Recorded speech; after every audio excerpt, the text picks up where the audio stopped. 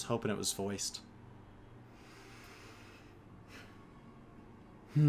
Meteor, it pleases me to see you well.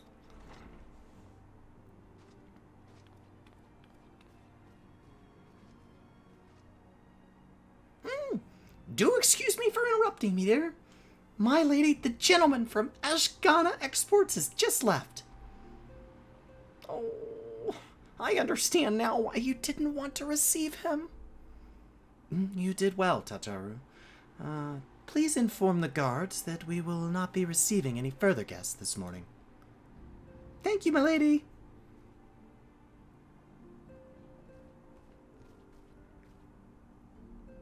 Ever since we defeated Gaius Van Belsar and destroyed his ultimate weapon, the eyes of the world have followed our every move, scarce remembering to blink.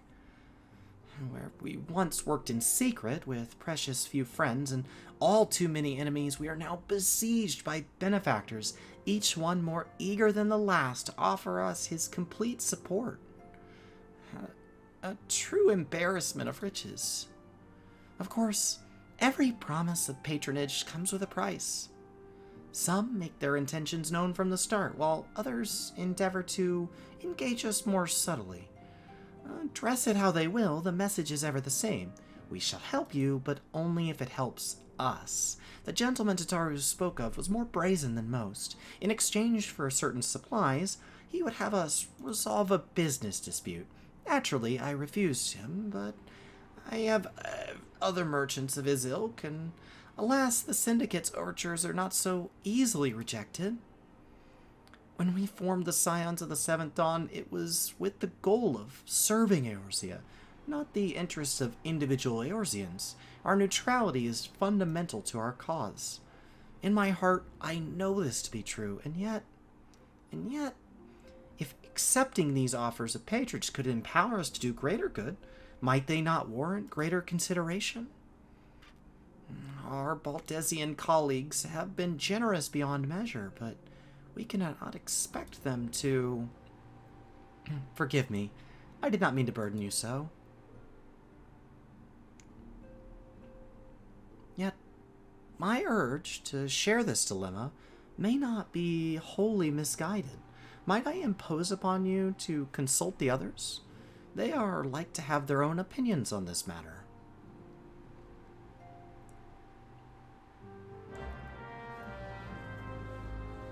She referred to all patrons as male. Like, she gendered that. So, like, she stereotyped that gender, and she even referred to Baldesian money. But me being from the future, as a story skipper that has played Shadowbringers and Endwalker, we know there to be female patrons of the Scions. At least one. So...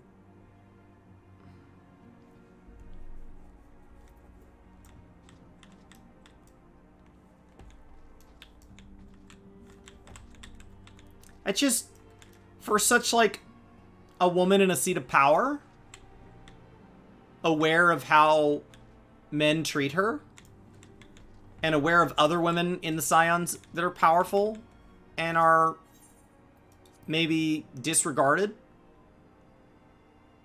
She's not talking about current patrons, but also people trying to become patrons. I think the implication was wider. I think all money comes with caveats. I think if she got rid of Alphino and Alice, she would find that certain patrons' money dries up.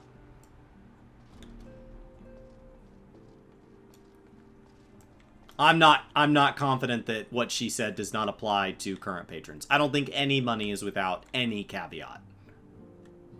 The caveat may be do good work. That's fine, but... So, I have a feeling if we move to a point where we have neither of the twins involved with the Scions, there is no reason for Levier money. Alright. We're going to work through these in order of how much I like reading what they have to say. Starting with the wordsmith himself here.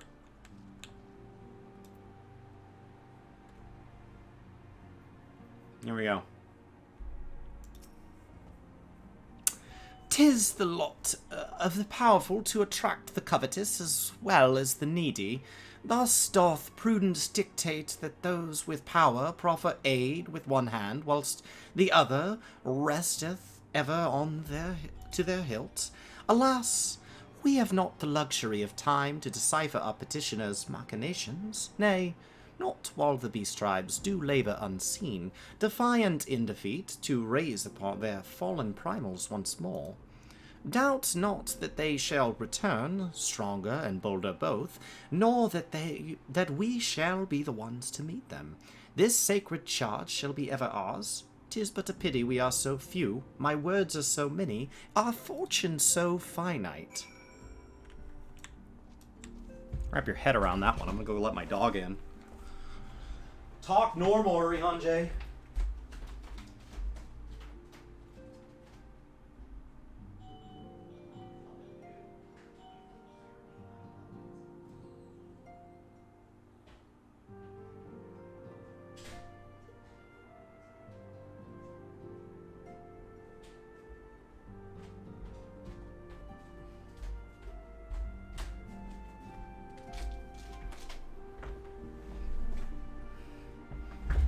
Ridiculous.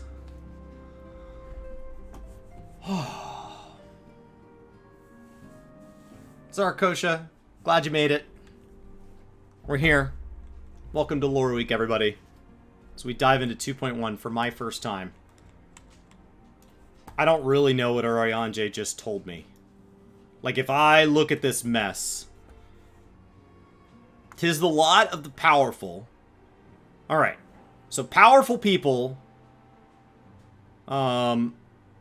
Okay, so because we're powerful, we've drawn in those that envy us as well as people who just need us. We've got to cautiously offer aid. And we've got to quickly decide what people asking us want. Meanwhile, we're worried about the beast tribes that are going to bring back more primals.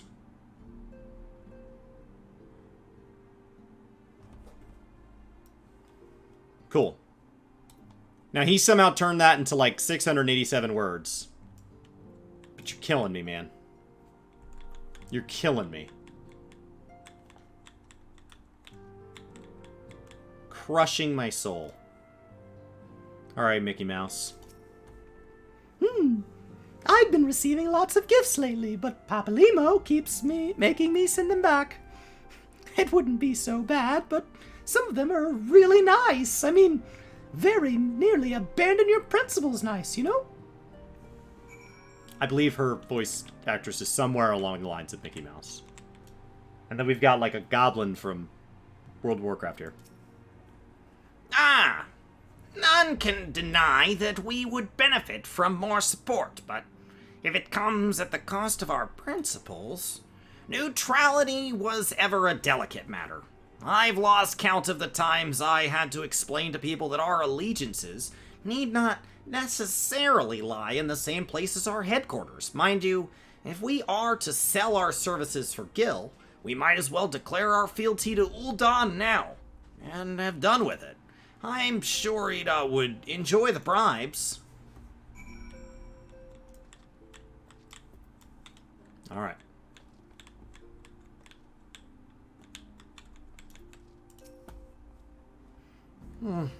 Fortune begets power, and power fortune.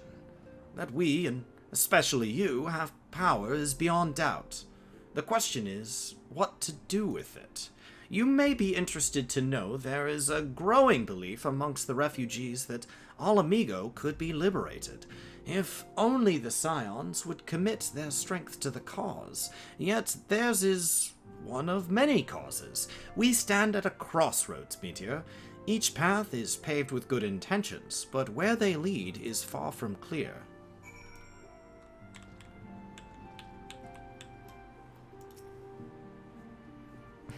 Recall you our meeting with Admiral? shortly after the Lamensons sent word of the summoning of Titan? Then mayhap you also recall my words to our host.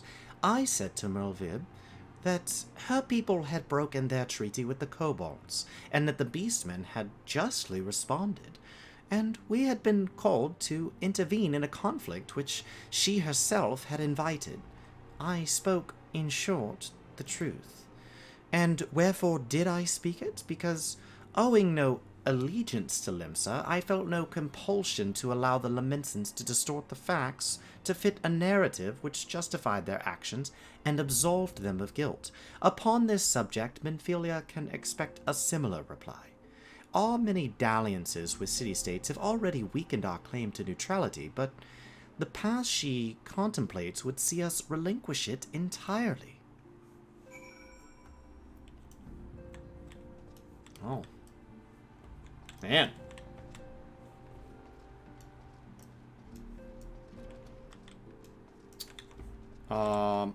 One more.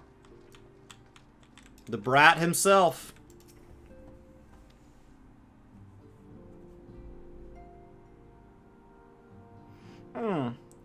Yes, this situation is not wholly unexpected. I have seen it in my many a teenage years.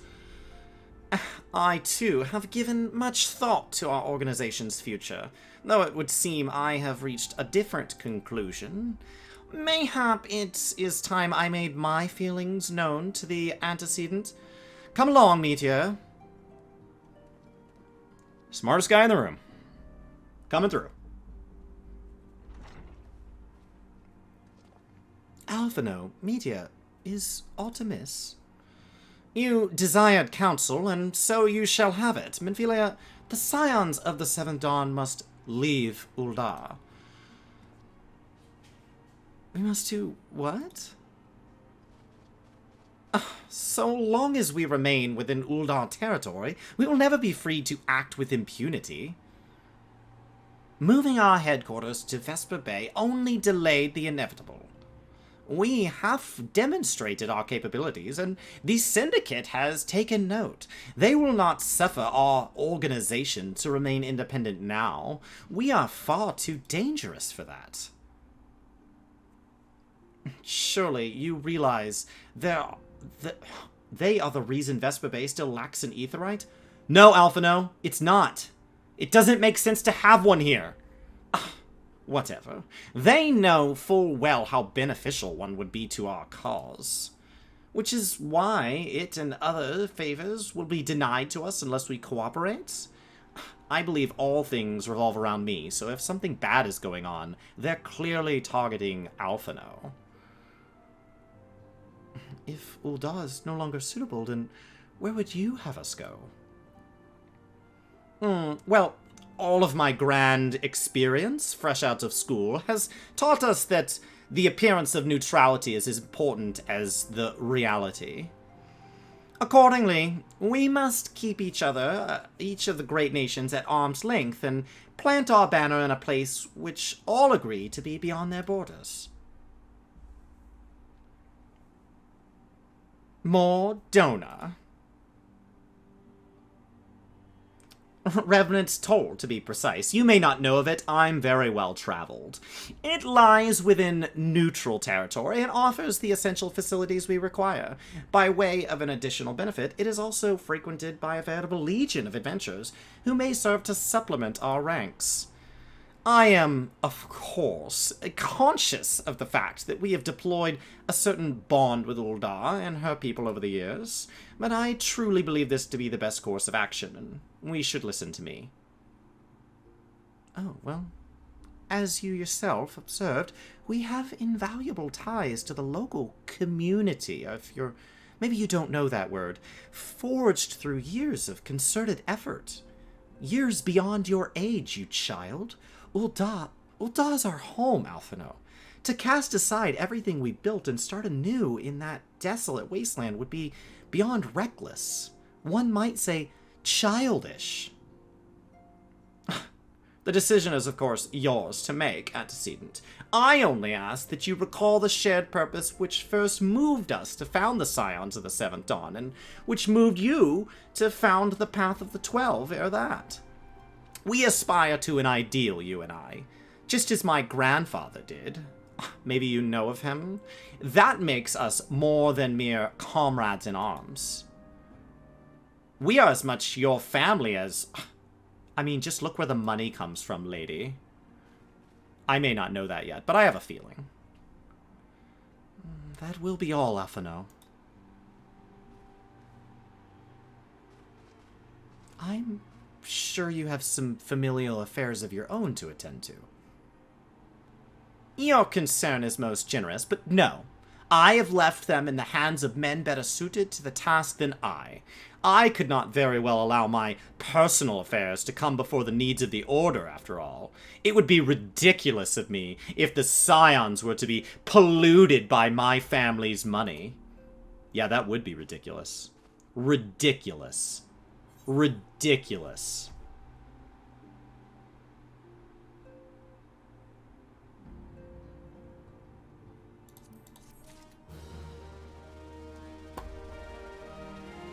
I know you guys thought I would like the twins more if I went back and did the story.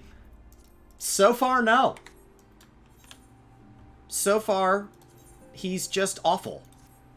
All the time.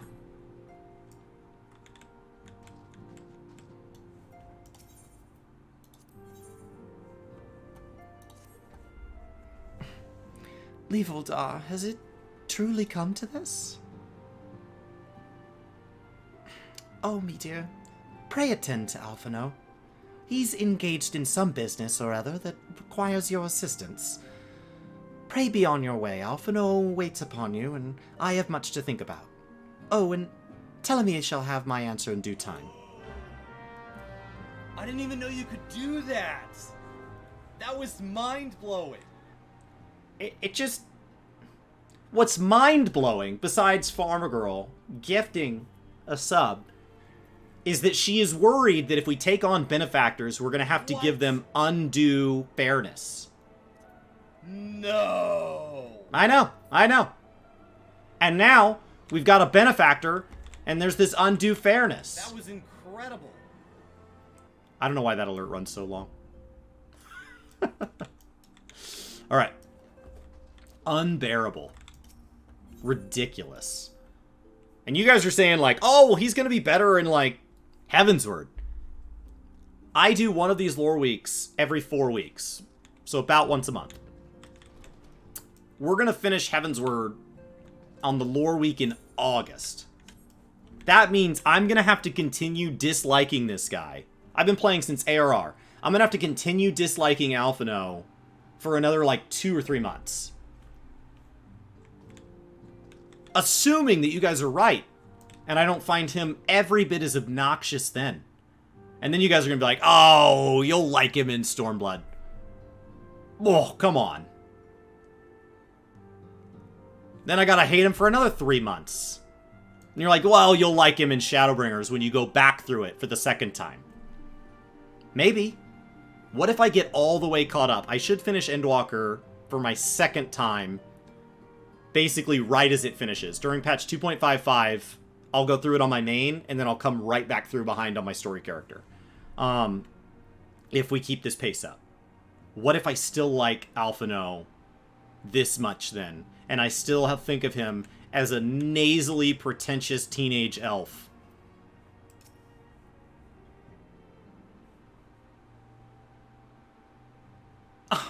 Confound it. She knows what must be done, and still she hesitates. All because of these fanciful rumors. I should explain. Menphelia's mother, well, adoptive mother, was among the great many who perished during the calamity. Flamine was her name, though you may better know her as the Songstress of Uldar. She was a performer of singular talents, and much beloved by the people of Eorzea, not to mention a certain Charlayan minstrel. As you may imagine, the news of her passing was greeted with shock and disbelief by her adoring followers, many of whom refused to acknowledge what had happened. That her body was never found only served to encourage speculation.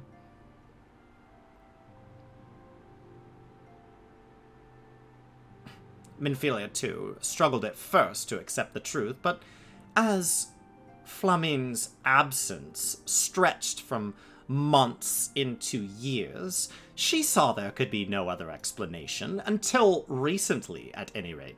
For whatever reason, rumors have once again begun to circulate that Flamine is alive and well. One of our informants, Father Iliad, has sent word that a woman matching the songstress's description has been seen of late at the seaside resort of Costa del Sol. If we could succeed in tracking her down, we meaning you, I have no doubts that any worries that now plague Minfilia's heart might be assuaged. I mean to set forth for Lenosha at once. Let us reconvene there and inquire with Master Gegaruju at the veracity of these rumors. I've quested with you before, child. It's us going to some place while you hang out and I walk around talking to people. He doesn't ever do anything. In Ishgard, he stood outside complaining it was cold. Go inside. Well, you gotta go inside and talk to people. I feel like that benefits you to do yourself. Ridiculous. Building up to Stone Vigil, wherever that was. In Querthos. It's raining outside, and I bet this guy's just gonna stand out in the rain. Not even step under cover. You just gotta be difficult. I mean,